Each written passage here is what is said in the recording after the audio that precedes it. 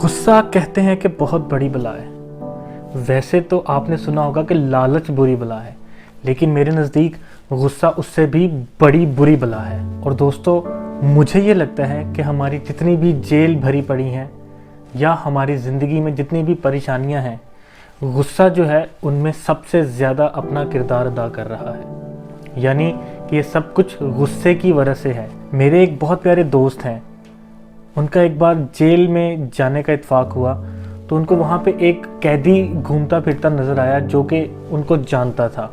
तो फिर उन्होंने उससे पूछा कि भाई तू यहाँ पे क्या कर रहा है। तो वो कैदी जो है वो पहले तो नज़रें चुराने की कोशिश कर रहा था, लेकिन फिर उसने अल्टीमेटली उनके पास अप्रोच की और वो बैठ के दोनों बातें करने लगे। और उसने बताया कि मेरे से एक बहुत बड़ी गलती हो गई। तो मेरे दोस्त ने पूछा कि भाई तूने क्या ऐसी गलती की कि तू यहाँ पे जेल काट रहा है। तो उसने अपनी सारी स्टोरी बताई। उसने मेरे दोस्त को बताया कि मैं एक बार घर में बैठ के खाना खा रहा था और हमारे साथ वाले हमसायों के घर शादी थी। मैं खाना खा रहा था और हमसायों ने बहुत ज़्यादा ऊंची आवाज़ में गाने बजाने लगाए हुए थे और बहुत ज़्यादा शोर शराबा भी कर रहे थे। मैंने तो एक दो बार उनको जाके समझाने की कोशिश की कि भाई इनसे मैं डिस्टर्ब हो रहा हूँ, लेकिन उन्होंने शायद बात ना मानी। अल्टीमेटली मेरी बेगम साहिबा ने मुझे कहा कि तू कैसा बंदा है कि तेरी वो बात नहीं मानते। मैं शायद अपनी बेगम की इस बात में ताव में आ गया, तो मैंने अंदर से गन उठाई और मैंने उनको पहले तो जाके कहा प्यार से कि भाई इनको बंद कर दो। वही हुआ कि उन्होंने बंद नहीं किया और वहाँ पे मुझे गुस्सा आ गया और गुस्से में मुझसे गोली चल गई और उनका एक बंदा मर गया और मुझे जेल हो गई और मैं यहाँ पे आ गया। तो दोस्तों, बात बताने वाली ये है कि एक मोमेंट था जिसको उसे कंट्रोल करना चाहिए था। उसने अपनी बेगम की बात में ताव में आकर ये सारा कार्यक्रम कर दिया। अब क्या हुआ दोस्तों, अब वो खुद जेल में बैठा हुआ है और उसके बच्चे बेगम ज़िंदगी के एक मुश्किल हालात से गुजर रहे हैं। और जो एक दाग लगा कि उसने इसको कत्ल कर दिया, वो अलग, ज़िंदगी उन सब की तबाह हो गई। वो एक मोमेंट था जिसको वो कंट्रोल कर सकता था, अपने गुस्से को कंट्रोल कर सकता था। तो यहाँ पे ये साबित होता है कि गुस्सा लालच से भी ज़्यादा बड़ी बला है। तो दोस्तों, ज़िंदगी इतनी ज़्यादा खूबसूरत है कि शायद हमने कभी इसको खूबसूरती की नज़र से देखा नहीं। और मुझे ये लगता है कि हम अपनी ज़िंदगी को जितना चाहें और ज़्यादा खूबसूरत बना सकते हैं, बशर्ते कि आप गुस्से को ज़िंदगी से निकाल दें। आप अपने गुस्से को कैसे ख़त्म कर सकते हैं, आज मैं आपको ये भी एक मिसाल के ज़रिए समझाऊंगा। हेलो फ्रेंड्स, मैं हूं Kashan on a mission to change you.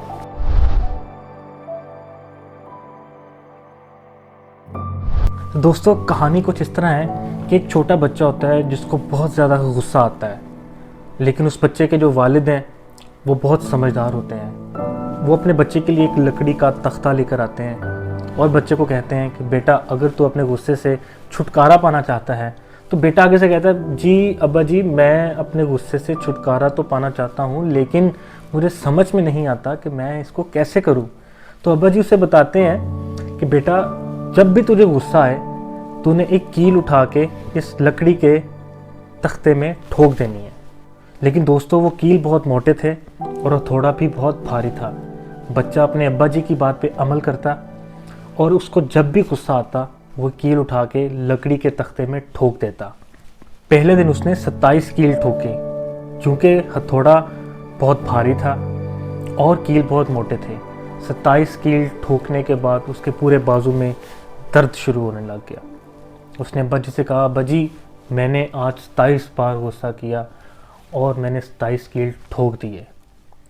तो अब्बा जी ने उसे एक बार फिर से कहा कि बेटा, तूने इस काम को जारी रखना है। तो बेटे ने अब्बा जी की बात पे अमल करते हुए जैसे जैसे उसको गुस्सा आता रहा वो कील ठोकता रहा। दूसरे दिन उसने 20 कील ठोके, तीसरे दिन 15, 10, 7 और एक दिन ऐसा आया कि उसने कोई कील नहीं ठोका। तब उसका गुस्सा ख़त्म हो गया था। उसने अपने अब्बा जी से कहा, अब्बा जी, आज मैंने कोई कील नहीं ठोका। अब्बा जी ने उसे थपकी देते हुए कहा कि बेटा शाबाश, इसका मतलब है कि तूने आज गुस्सा नहीं किया। फिर उसके अब्बा जी ने उसे एक प्लास ला के दिया और बच्चे को कहा कि अब जिस दिन तुझे गुस्सा नहीं आना तो तूने एक कील उखाड़ देनी है। तो बच्चे ने अपने बज्जी की बात पे अमल करते हुए उसको गुस्सा जब नहीं आता था वो एक कील उखाड़ लेता था, गुस्सा नहीं आता था वो एक कील उखाड़ लेता था। आहिस्ता आहिस्ता कुछ दिनों के बाद सारी कीलें लकड़ी के तख्ते से उसने उखाड़ ली। उसने अपने अब्बा जी को कहा, अब्बा जी मैंने सारी कीलें उखाड़ ली हैं और अब मुझे बिल्कुल भी गुस्सा नहीं आता क्योंकि मुझे अपने गुस्से पे कंट्रोल करना आ गया है। तो अब्बा जी ने उसे बताया, बेटा ये लकड़ी के तख्ते की तरफ देखो, इसमें से सारी कीलें तो निकल गई हैं लेकिन इसमें जो सुराख बचे हैं ये कभी भरे नहीं जा सकते। हमारे रिश्ते भी इसी की तरह होते हैं। जब एक बार गुस्सा करके किसी को हर्ट करके उनमें सुराख कर दिया जाए तो वो रिश्ते में मोहब्बत और ताज़गी पहले जैसी नहीं रहती। कभी कभार तो हम अपने रिश्ते खो देते हैं अपने गुस्से की वजह से। मुझे याद है कि मैं स्कूल या कॉलेज में जब पढ़ता था तो हम अक्सर एक दूसरे को कहते थे कि यार वो जो फलां बंदा है ना वो मेरी तरफ बड़े गुस्से से देखता है। तो भाई गुस्से से देखना उसकी बीमारी है, लेकिन अगर आप भी उसको गुस्से से बैक देखोगे, उसकी तरफ भी गुस्से से देखोगे तो वो बीमारी आपके अंदर भी मौजूद है। इसका मतलब तो आपको गुस्से से नहीं, आपको प्यार से देखना है। उस बीमारी को हम प्यार से देख के ख़त्म कर सकते हैं। तो अगर आपकी तरफ कोई गुस्से से देखता है या आपके खिलाफ कोई प्लानिंग करता है तो आपने जवाब में उसको प्यार देना है, मोहब्बत देनी है। आपने गुस्से से नहीं देखना उसकी तरफ। उसकी बीमारी का इलाज आपके पास है जो कि है प्यार। तो दोस्तों अपनी ज़िंदगी से गुस्से को ख़त्म कर दें। ड्रॉप योर एंगर, लाइक कर दें, कमेंट कर दें और शेयर कर दें। मैं हूं काशान और आप देख रहे हैं काशान मोटिवेशंस। खुश रहें और खुश रखें। Stay motivated.